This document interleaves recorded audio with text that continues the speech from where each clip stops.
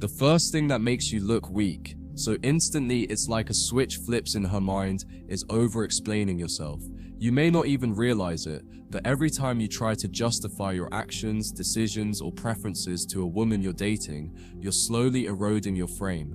Men with true power don't defend every move they make. They let their decisions stand as they are without apology. But if you find yourself going, "I just didn't text because I was busy, but I promise I was thinking about you," or "I didn't mean it like that, I swear I'm not that kind of guy," what you're doing is handing her your spine on a silver plate. She didn't ask for all that. But now she sees you as a man who needs to explain himself, and deep down, that screams guilt, insecurity, or approval seeking. Women aren't wired to respect that. Hypergamy operates like a bloodhound. It smells weakness before you even know you're leaking it. And once you've over-explained a few times, she starts questioning whether you're really as solid as you pretended to be. Another instant turnoff, the second you try to convince her of your worth. A man who tries to prove his value is the man who hasn't embodied it.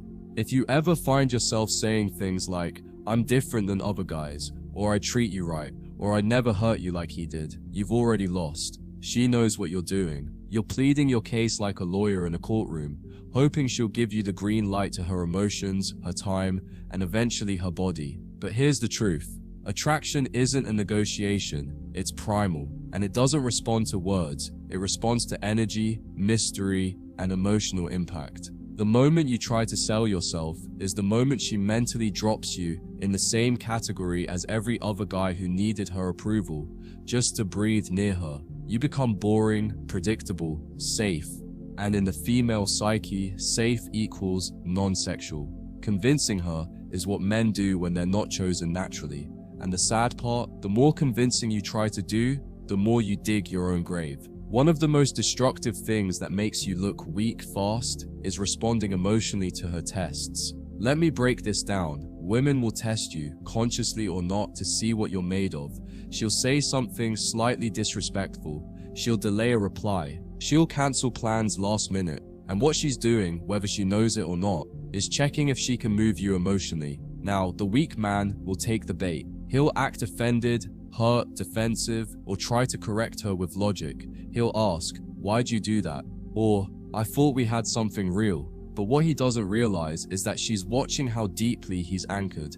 And if you lose composure, get moody, or demand emotional reassurance, you just failed the test. You just showed her that she can shift your center. And once she knows that, she subconsciously knows you're not the man she needs when life gets heavy. Hypergamy respects emotional control more than physical dominance. It wants to see if your masculinity survives under friction. The second it doesn't, you're done. Let's talk about something subtle but powerful: eagerness. You might think showing her how much you want her is a good thing, but women can sense the difference between genuine desire and desperation masked as enthusiasm. If you're always the first to text, always available, constantly complimenting her looks, or asking about her day with the energy of a golden retriever, you become predictable. Predictability breeds boredom, and boredom is the enemy of attraction. But deeper than that, your eagerness shows you're placing her above you. You're saying, "Your time, your attention, your validation matters more than mine." And in a world driven by hypergamy, where women want to trade up, they will never obsess over a man they feel has no choice but to pursue them. They want to choose a man who could have any woman, but moves with such control and detachment that even their attention feels like a prize. The moment she senses you're too eager, she stops seeing you as a mystery and starts seeing you as a utility. And now for one of the deadliest weaknesses that slips under most men's radar: needing closure, clarity, or consistency from her. When a woman starts acting distant, confusing, hot, and cold, most men start seeking answers. They want to talk. They want transparency. They want to understand what went wrong. But here's the brutal truth. The moment you start chasing answers from her, you're telling her that she's the one with the power. You've flipped the dynamic. You're asking her to emotionally regulate you. And once she sees that, she'll never forget it. Women respect men who can walk away without closure. Men who can remain unbothered in the face of confusion. Why? Because it signals that you're in control of your inner world, that you're not depending on her for emotional peace. That's rare. That's powerful. And that's what drives her mad with curiosity later. But if you act like most guys who start venting, questioning, or demanding emotional clarity, you become her emotional subordinate, and you lose her forever. The next signal of weakness is one you might not expect. It's trying to fix her emotions. This one destroys countless men in relationships. When she's upset, moody, silent, or having a bad day, you instantly shift into rescuer mode. You start asking what's wrong, offering advice, or trying to cheer her up like a child with a scraped knee. And while your intent may be noble, what it reveals underneath is that her emotional state controls your sense of peace. You're telling her, I can't feel okay until you feel okay. And what does that do? It shifts you from masculine to maternal. You become the caregiver, the fixer, the safe therapist, but not the man who commands her desire. Women aren't attracted to men who smother their feelings or walk on eggshells. They're drawn to men who hold their ground, allow her space to feel, and don't let her storm disrupt the structure of his soul. You don't fix her emotions, you become the anchor in the storm. That's what real strength looks like. Here's another one: flaunting your lifestyle or success to impress her. This one is tricky because most men think showing her your car, your job title, or your gym gains is the secret source to attraction. But the moment you start using external things to make her want you, what you're secretly saying is, I don't believe I am enough. The truth? A man's presence speaks louder than his possessions. Women are masters of sensing authenticity. If you're flexing your watch, your apartment, your connections, or your alpha social circle, she'll smile politely, but deep inside, she knows it's compensation. The men who own their power don't advertise it.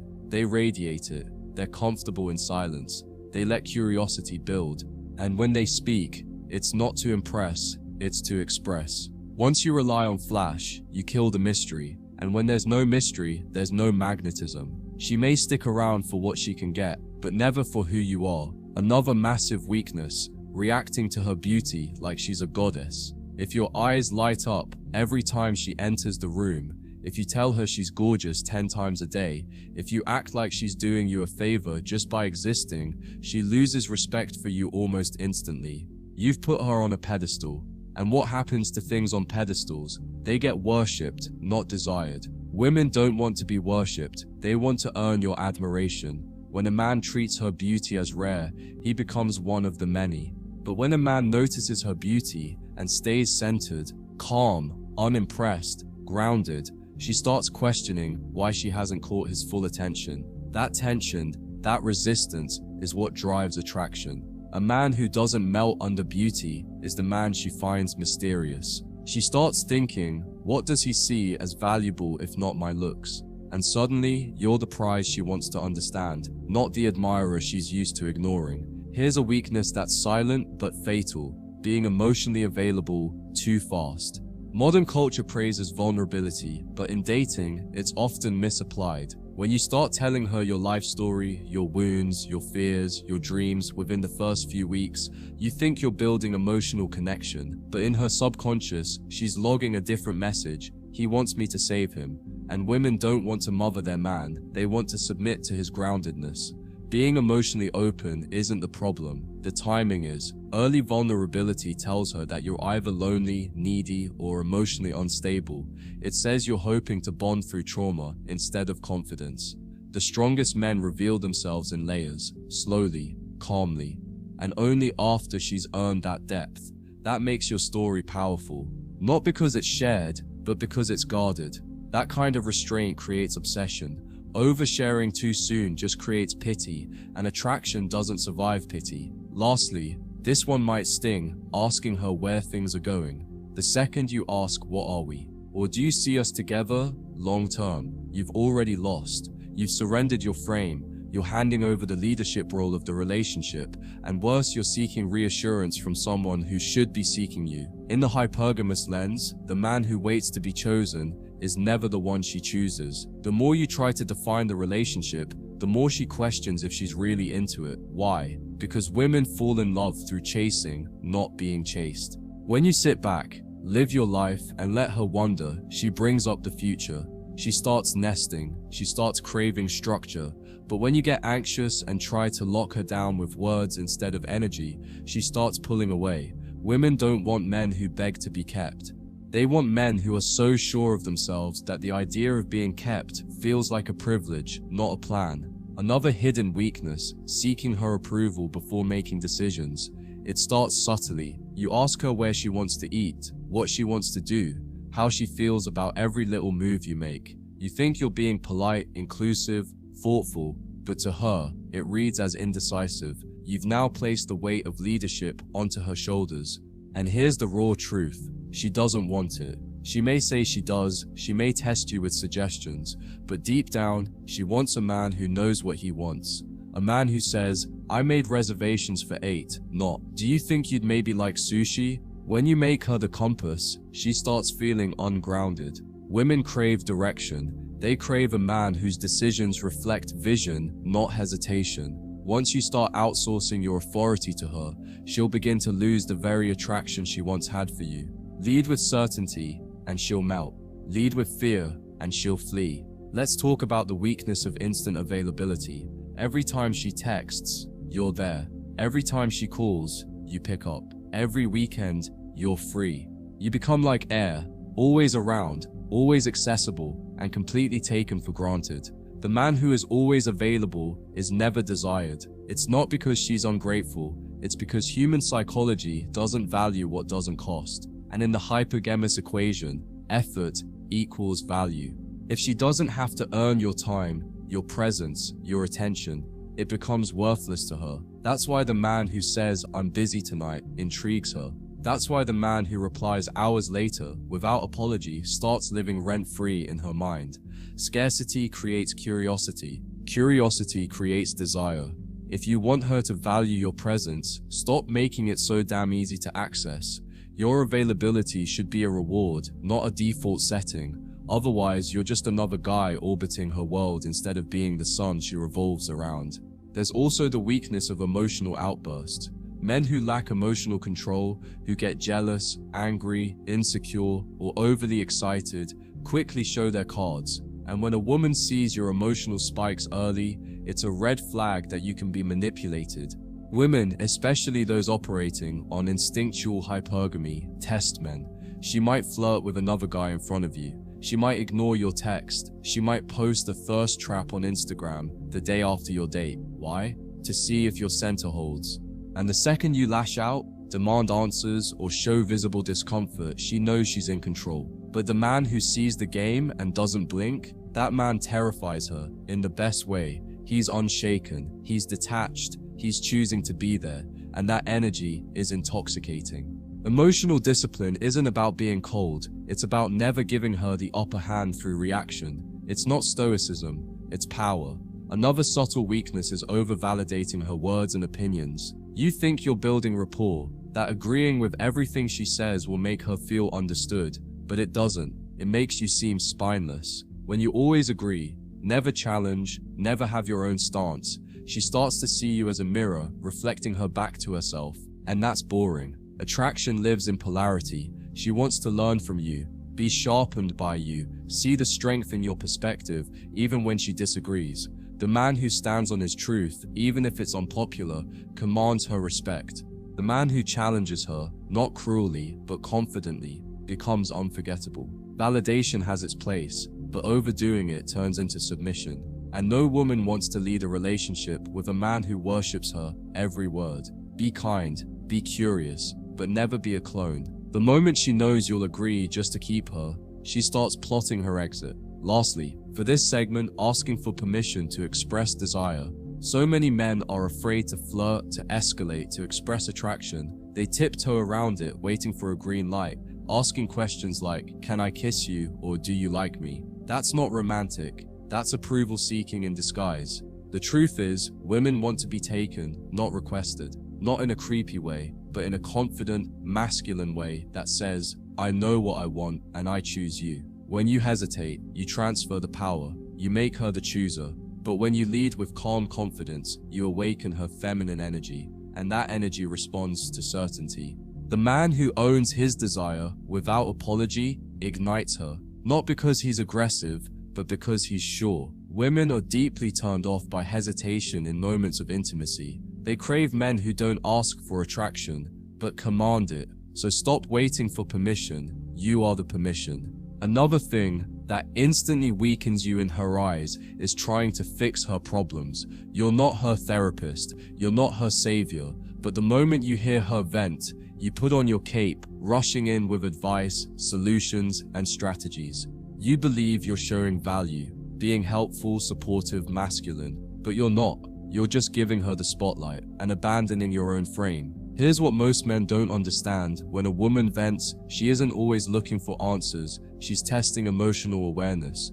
And when you immediately try to fix, she sees two things. First, that you need to fix her to feel secure, and second, that you can't hold emotional space without reacting. The strong man listens, nods, maybe smiles, and stays still. He's calm in the storm, not trying to end the storm. And she'll remember that calm long after the conversation is over. Let's touch on a fatal mistake, playing the nice guy to earn intimacy. You hold her bag, you run errands, you say yes to everything, you pretend to enjoy things you hate, you hide your opinions, and somewhere deep down, you hope this performance will earn you love. But here's the truth, being nice isn't attractive if it comes from fear. Women see through it. They know when your kindness is a mask for desperation. Real kindness comes from abundance, not from needing her to approve of you. And the real tragedy? You think you're being romantic, but to her, it's manipulative. You're trying to buy her love with obedience, and that feels emotionally dishonest. The man who can say no, who can walk away, who has boundaries, that man is actually kind because he's not lying to himself or her. He's not giving her sugar to win her. He's giving her truth. And that's rare. Then there's centering your identity around her. This one hurts the most, man. You meet her, fall for her, and suddenly everything is about her. Your workouts change, your weekends change, your goals are modified, you lose yourself to keep her. And in doing so, you kill the attraction, because the man she fell for had a life, had a mission, had a spine. And now, you've become an emotional chameleon, shifting for her approval. She didn't want to be your purpose. She wanted to witness your purpose. When you center her, she feels the weight, she feels smothered, and she starts to panic because now your happiness depends on her behavior. No woman wants that burden. Keep your edge, keep your grind, keep your direction. Make her a chapter in your story, not the title of your book. A weakness few men realize they're showing asking for reassurance. Do you still like me? Are we good? Did I do something wrong? Those questions kill her attraction. Because every time you ask, you make her feel like the leader. You make her feel like you're unsure of yourself. And if you're unsure of yourself, why should she be sure about you? Women test with silence, mood changes, mixed signals, not because they're cruel, but because they're looking for certainty. They want to see if you crumble under emotional ambiguity. The man who doesn't flinch, the one who stays centered, doesn't chase, doesn't beg for clarity, that man becomes magnetic. Reassurance should never be asked for. It should be earned through how she treats you. Let her actions reassure you. Never trade your power for a sentence. Finally, the weakness of needing her to define the relationship. You ask where this is going. You ask how she feels. You want clarity, labels, security. And while that's understandable, here's the harsh truth. When you chase definition, you destroy tension, and attraction lives in tension. The strongest relationships don't start with questions, they start with mystery, with polarity, with both people leaning in, drawn by unspoken gravity. When you need her to define things, you're asking her to lead emotionally, and most women, even if they say they want to, resent having to. The man who holds his pace, enjoys the moment, and lets things unfold, he wins. He lets her invest first, he lets her wonder, he makes her work for emotional certainty. And in that work, she finds her desire. So hold your ground, let her ask where it's going, let her try to name it. That's when you know the power has shifted. Weakness is also revealed when you're too available. She texts, and you instantly respond. She wants to hang out, and you drop everything. She cancels plans, and you reschedule without hesitation. This isn't loyalty, it's neediness wrapped in good intentions.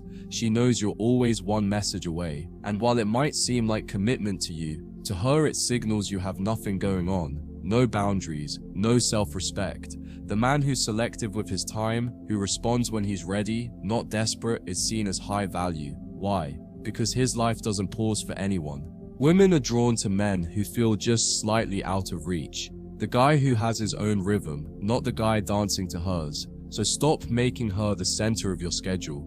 Let her wonder when you'll reply. That's when she starts to feel the chase.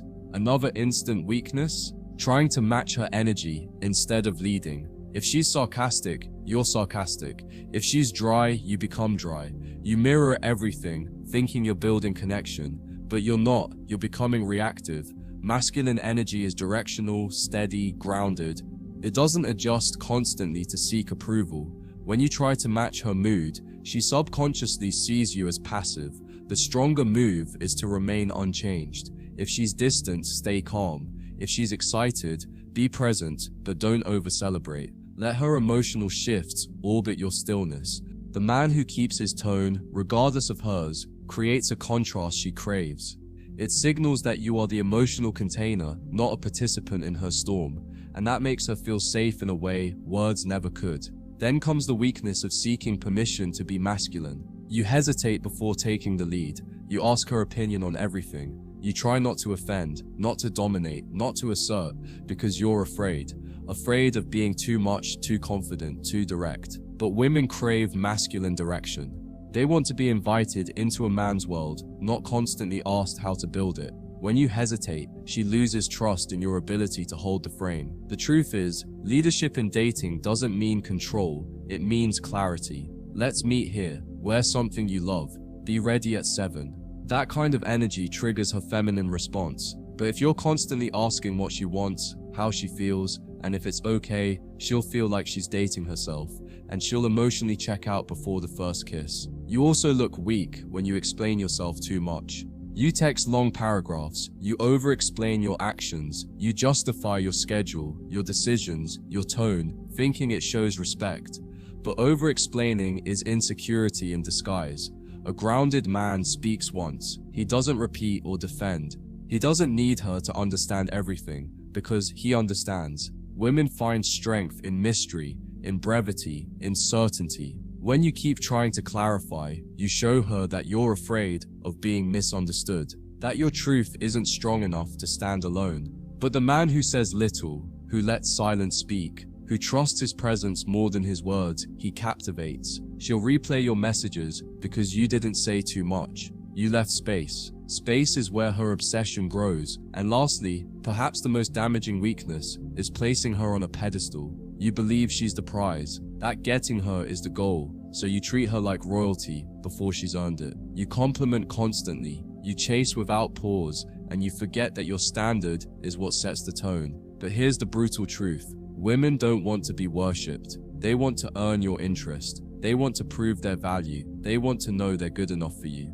When you put her above you, she loses respect, because what woman wants a man who sees himself as lesser? You are the mountain, not the climber. Let her climb. Let her wonder. Let her qualify herself to you. That's not arrogance. That's balance. And once you stop being impressed by beauty and start requiring character, everything changes.